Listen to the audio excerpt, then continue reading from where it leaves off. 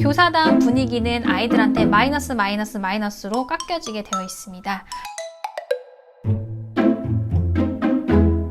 안녕하세요, 한나린입니다. 네, 여러분들 지금쯤이면 여러분과 여러분의 아이들이 어느 정도 신뢰가 형성이 되어 있을 거라는 생각이 들고요. 더불어서 여러분이 하는 이야기에 아이들이 어느 정도 잘 따라오고 있을 거라는 그런 생각이 드는데요. 그럼에도 불구하고 아이들을 통솔하는 방법에 대해서 조금 더 알고 싶다라고 생각하신 선생님들이 있을 거라는 생각이 들어요. 그래서 오늘은 제가 통솔과 관련해서 이야기를 해보려고 하는데요. 전 오늘 크게 두 가지로 나눠서 이야기를 해볼 거예요. 첫 번째는 아이들에게 통솔이 필요한 이유에 대해 간단히 이야기하고, 그 다음 두 번째로는 아이들을 잘 통솔하지 못하는 교사의 특징적인 행동 세 가지에 대해서 짚어보도록 하겠습니다. 네, 첫 번째로 이제 통솔이 필요한 이유에 대해서 이야기를 할 텐데요. 요즘 들어서 앞으로 더 그렇겠지만 뭔가 아이들을 통솔한다 라고 얘기를 하면 그것에 대해서 부정적인 시각을 보이시는 부모님들, 선생님들이 조금 많아지고 있는 추세인 것 같아요.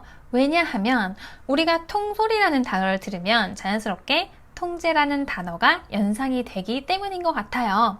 아이들을 통제하면 안 돼, 통솔하면 안 되지, 뭐 이렇게 생각하는 선생님들도 계시기도 한데요.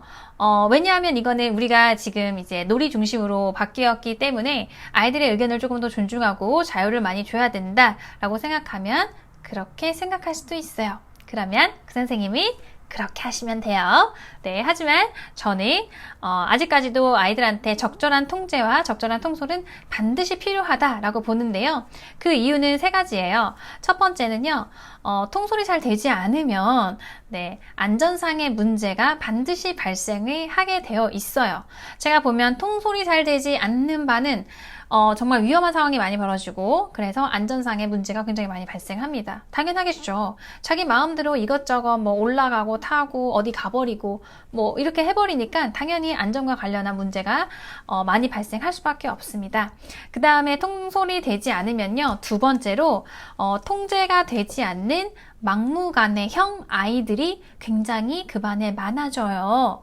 그러니까 그 반에 새로운 신입이 온 것도 아닌데 원래 행동 패턴이나 성격이 그러지 않던 아이들도 주변의 와일드한 아이들하고 같이 계속 어울리다 보면 그 아이도 그런 말을 쓰게 되고 그 아이도 그런 거친 행동을 하게 됩니다.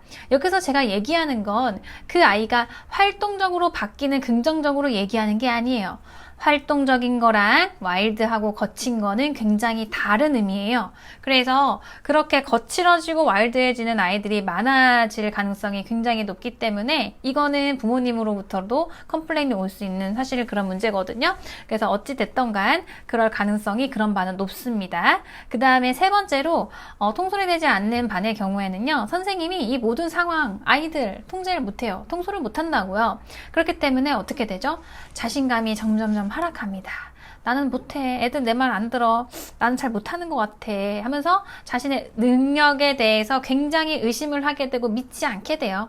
즉 자기 효능감이 굉장히 떨어지고 더불어서 자존감도 떨어지고 삶의 질도 굉장히 많이 떨어지게 됩니다.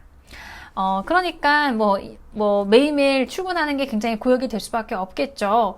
그렇기 때문에 적절한 통제와 통솔을 하는 것은 선생님을 위해서도 아이들을 위해서도 저는 반드시 필요하다고 봅니다. 이 필요성을 인지한 상태에서 그러면 통솔을 잘 하지 못하는 교사의 특징적인 행동 세 가지에 대해 이야기를 해보도록 하겠습니다. 네, 첫 번째는 교사가 산만한 모습을 보이는 것입니다. 제가 이거는 라방 때도 많이 언급을 했던 것 같은데요. 교사가 스스로 자기 머릿속에 뭔가 정리가 잘 되어 있지 않으면 그 뭔가 어지럽혀진 그 머릿속이 교사의 행동으로, 그리고 표정으로, 그리고 말로써 다 밖으로 표출이 되고 드러나게 된다고 저는 생각을 해요. 그러니까 자기가 그 다음에 뭔가를 해야 될지도 모르고 이걸 먼저 해야 되나 저걸 먼저 해야 되나 뭐 이렇게 동시다발적인 상황에 있어서도 우선순위가 뭔가 결정이 선생님이 안 되기 때문에, 정리가 안 되기 때문에 그게 허둥지둥 거리는 행동으로 다 드러나게 되어 있어요. 그러면 가까이 있는 아이들이 그거를 보고 다 느끼겠죠. 아, 선생님 뭔가 잘 모르네. 저거 어떻게 해야 되는지 선생님 잘 모르는 것 같다 라고 아이들이 느끼게 되는 거예요. 그러면 본인의 행동에 대해서도 잘 모르는 사람의 말을 다른 사람이 듣겠어요? 아이들이 당연히 안 듣죠. 그래서 그런 선생님의 태도는 아이들이 통솔에 따르지 않도록 하는 어떤 행동이라고 볼 수가 있겠어요. 자, 그리고 두 번째는요, 교사다운 분위기가 부족하다는 것이에요. 이건 선생님들이 굉장히 많이 물어보는데요. 이제 교사다운 분위기는 어떻게 풍기나요? 어떻게 하면은 그런 교사다운 부드러운 카리스마를 낼 수 있을까요? 뭐 이런 부분에 대해서 많이들 이제 궁금해 하시는데, 저는 이제 어찌됐던가 우리가 바라는 교사상이 계속 바뀌고 있어요. 현재 요즘 시대에 이제 우리가 바라는 교사상 중에 가장 선생님들이 많이 말하고 부모님들이 가장 많이 말하는 거는 친구처럼 편안한 교사. 저는 아이들한테 친구 같은 교사가 되고 싶어요. 뭐 이렇게 얘기하는 선생님이 있어요. 그것도 맞죠. 친구처럼 편안함을 유지하되 저는 하지만 교사다움은 절대 놔서는 안 된다라고 생각을 하는데요. 교사답지 못한 선생님들의 공통점이 있어요. 제가 봤을 때. 일단 첫 번째는요. 눈빛과 풍겨나오는 에너지가 너무너무너무 달라요. 주변에 교사다운 느낌이 많이 든다라는 선생님을 보면요. 그 선생님의 눈빛과 에너지는 정말 많이 다른데요.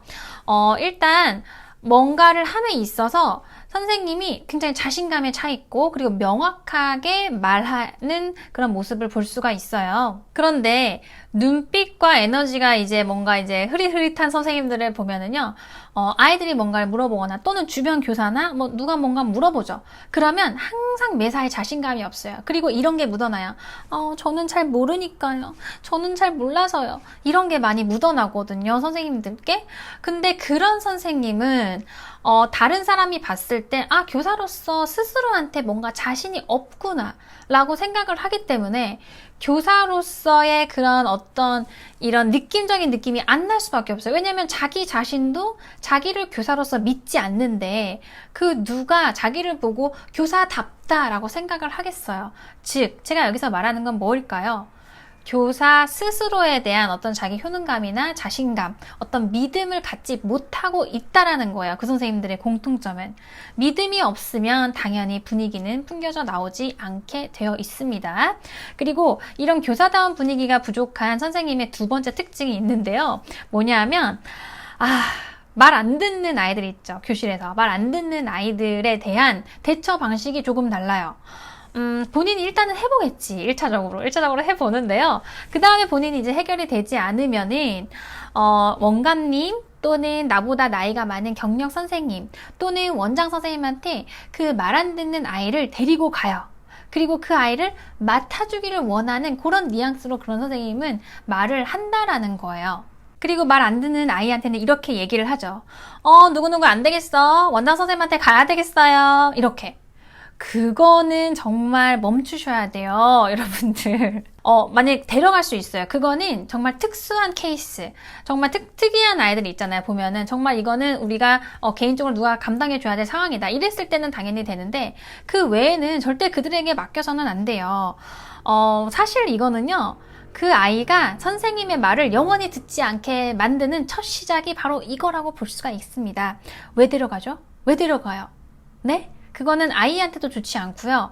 그 데려가서 맡아주는 선생님한테 좋지 않아요. 왜 자기가 그런 나쁜 역할을 해야 되죠? 왜 무서운 사람이 왜 돼야 되는데요? 네, 이런 측면에서 나쁘고요. 그리고 아이의 입장에서는 선생님은 나를 케어하지 못하는구나 라는 거를 정확하게 인지시켜줄 수 있는 어떤 사건이라고 볼 수가 있어요. 그런데 그 선생님들은 그거를 모르고 자꾸 원감 선생님, 경력 선생님, 원장님께 그 자기가 다루기 힘든 아이를 데려가는 그런 모습을 너무너무너무 자주 보입니다. 뭐 아이가 그 선생님 말 듣지 않는 건 너무너무 당연한 거고요.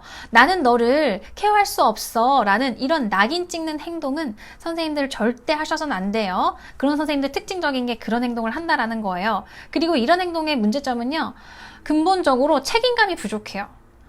아니, 본인이 해야 될 책임이에요. 그건 본인의 일인데 다른 사람한테 그걸 전가시키는 거예요, 여러분. 그런 책임감 없는 교사의 태도는 당연히 교사다운 분위기를 풍길 수 없게 됩니다.